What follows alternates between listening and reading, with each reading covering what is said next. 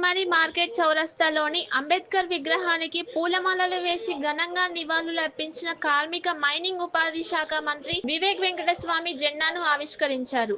అలాగే మాజీ ఎమ్మెల్యే నల్లాల Odelu, Mancherial DCP Bhaskar, Bellampalli ACP Kiran Kumar, Ambedkar సంఘం నాయకులు పాల్గొన్నారు. ఒక పట్టుదలతోని లేదు నేను మంచిగా చదువుకుంటా అని చెప్పి 23 డిగ్రీలు ప్రపంచవ్యాప్తంగా సంపాదించిందంటే మనం బాబాసాహెబ్ అంబేద్కర్ గారి గొప్పతనం ఏందో మనం తెలుసుకోవాలి. నేను నా వాళ్ళని, నా దళిత సమాజాన్ని నేను కాపాడుకునే బాధ్యత నాదని చెప్పి ఆ రోజులలో స్వతంత్ర పోరాటంలో కూడా గాంధీజీతో వారు కొట్లాడుకున్నారు.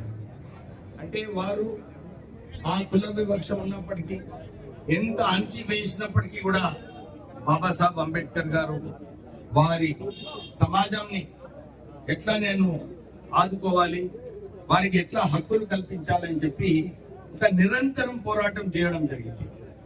వారి పోరాటం వల్లనే మనకు ఈ దేశంలో ఈ రోజు మనకు దళితులకు రిజర్వేషన్ కల్పించాలన్నా,